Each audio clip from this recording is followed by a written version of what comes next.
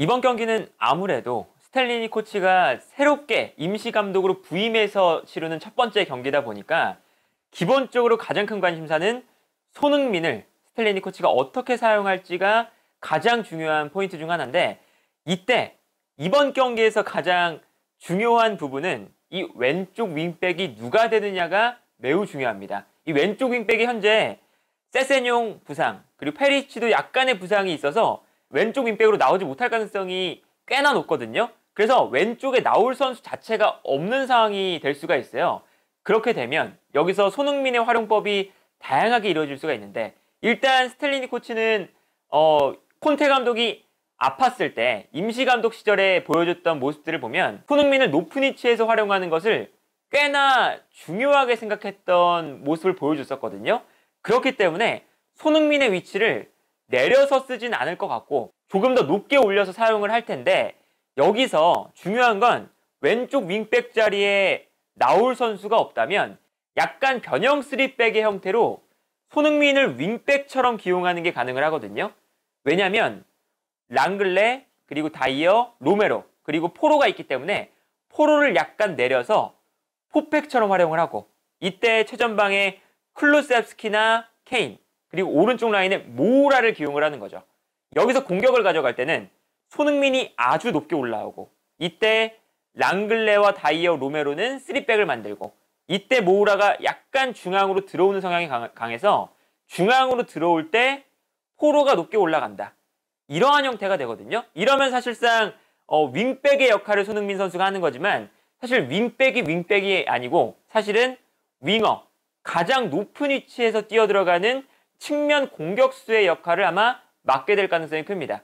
이렇게 되면 사실은 왼쪽에 손흥민, 오른쪽에 포로, 그리고 중앙에 케인, 클루셉스키, 모우라까지 5명의 선수를 기용하게 되는 걸 텐데, 아마도 페리치가 못 나오면 이렇게 나올 가능성이 커요. 왜냐면 기본적으로 이 에버튼이 수비 라인을 많이 내리고 역습을 위주로 경기를 하는 팀입니다. 특히나 션다이치 감독 체제에서는 션다이치 감독하면 벌리를 맡았던 감독이었고, 벌리 시절에 이 션다이치 감독의 굉장히 직선적이고 수비적인 축구가 토트넘을 매우 괴롭힐 때가 많았었죠. 그래서 에버튼도 똑같거든요. 에버튼도 4-5-1의 전형에서 특히나 에버튼은 중원에 두쿠레, 게예, 오나나, 이 피지컬적으로 아주 강인한 3명의 미드필더를 배치시키면서 중원 라인에서 확실하게 수비를 하고, 특히나 수비 라인 앞을 보호했다가 공격적으로 올라갈 때 오나나나 두쿠레가 운동신경이 굉장히 좋아요. 그래서 순간적으로 이 두 선수가 높게 올라가주면서 역습을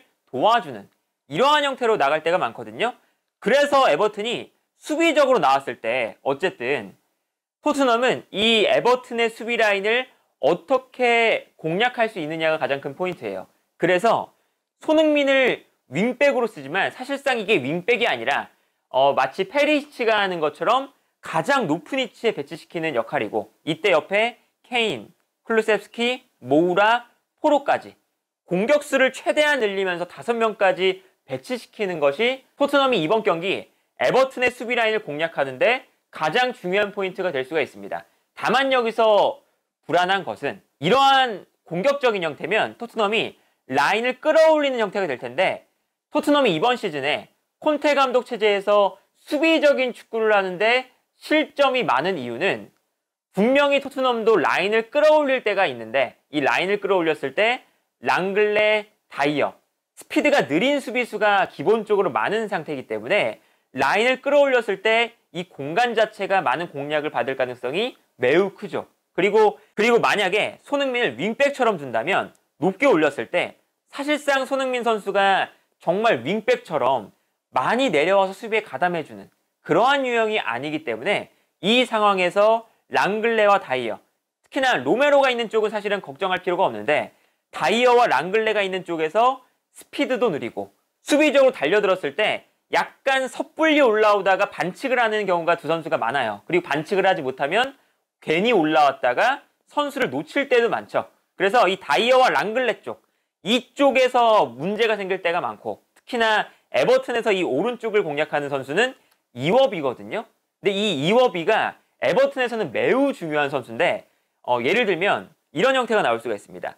손흥민, 케인, 클루셉스키, 모우라, 포로까지 5명의 공격수가 배치가 되면 사실 포백으로 5명의 선수를 막는 게 어려울 수가 있어요. 그러면 이때 이워비가 에버튼에서 보여주는 플레이 중에 하나가 이워비를 과감하게 내려버립니다. 그래서 5명의 수비 라인을 만들 때가 있고, 이때 이워비가 수비 라인에도 내려오지만 순간적으로 빠르게 올라가서 이 오른쪽 공간을 공략을 하거든요. 그래서 이워비가 손흥민을 따라서 내려왔다가 빠르게 올라가주면서 랑글레와 다이어, 이 2명의 선수를 공략하거나, 근데 이때 이워비가 손흥민을 따라 내려왔을 때 올라가지 못하는 상황이 되면 여기서 오른쪽에 있는 두쿠레, 그리고 최전방에 있는, 사실 칼버트린이 나오면 좋은데 칼버트린도 부상 때문에 못 나올 거거든요. 그럼 이 자리에 나온 선수가 그레이예요. 근데 이 그레이가 측면 공격수로 뛰는 선수라서 측면으로 또 많이 빠져줍니다. 그래서 이워비가 못 올라오면 그레이가 측면으로 빠져주거나, 아니면 두쿠레가 빠르게 올라오면서 랑글레와 다이어가 있는 토트넘의 왼쪽 공간을 공략하려고 노력할 가능성이 매우 커요. 그리고 이거는 손흥민 선수가 윙백으로 나올 때뿐만 아니라 손흥민이 공격수로 나오고 페리시치가 윙백으로 나왔을 때도 아무래도 이 뒷공간이 불안하기 때문에 이 공간을 에버튼이 역습을 하는 과정에서 집중적으로 좀 공략을 하려고 하겠죠. 그래서 에버튼 입장에서는 토트넘의 공격을 일단은 막아내고, 특히나 이워비가 깊숙하게 내려와주면서 토트넘이 좌우 윙백과 3톱을 활용해서 5명의 공격 라인을 만드는 이러한 공격 전형을 에버튼이 순간적으로 5백을 형성하면서 숫자 싸움을 맞춰주고, 여기서 오히려 중원에 두쿠레, 오나나, 게에, 이 3명의 선수가 토트넘의 2명의 중앙 미드필더와 싸웠을 때 수적으로 우위에 있기 때문에 여기서 두쿠레 혹은 오나나 이런 선수들이 빠르게 올라가면서 토트넘의 좌우 측면을 공략하는 이러한 형태가 아마 에버튼이 이번 경기 역습을 통해서 토트넘의 불안한 수비 라인을 노리려는 공략 포인트가 되지 않을까, 이런 생각이 들고요. 반면에 토트넘은 에버튼이 4백에서 5백까지 될 수 있는 수비 라인이기 때문에 이렇게 수비적으로 많이 내려갔을 때 또다시 토트넘이 맞이해야 되는 문제점은 상대의 밀집 수비를 어떻게 무너뜨릴 수 있을 것이냐, 여기에 달려있거든요.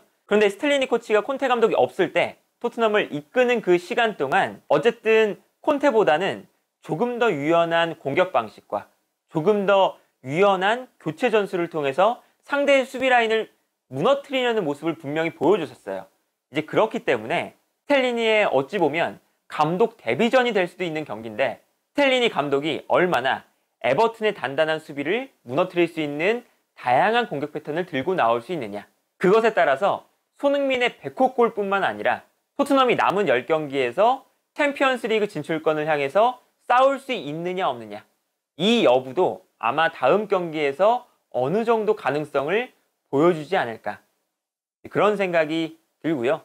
그리고 이제 제가 나폴리에 와 있기 때문에 나폴리 경기를 보고 나서 아마도 이 경기는 그 다음 날에 하긴 하는데, 어쨌든 이 구독자분들하고 보고 있는 상태라 이제 우리가 평소에 하던 것처럼 라이브를 통해서 보면서 같이 소통하는 그러한 형태는 약간 조금 힘들 것 같고요. 아마 경기가 끝난 이후에 후토크 영상으로 이 경기는 아마 말씀을 드릴 수 있을 것 같고, 그리고 구독자분들하고 나폴리 현지에서 같이 이 경기를 볼 거거든요. 그래서 그 같이 보는 그 장면이 아마 영상을 통해서 공개가 되기도 할 거고, 그리고 가능하다면 라이브를 통해서 또 같이 구독자분들과 함께 축구를 보는, 토트넘 경기를 보는 그런 모습들을 라이브를 통해서도 좀 보여드릴 수가 있을 것 같으니까 평소처럼 같이 소통하면서 경기를 볼 수는 없지만 그런 이제 함께 보는 그런 라이브 영상이나 또 리액션 영상들을 기대해 주시면 감사드리겠습니다.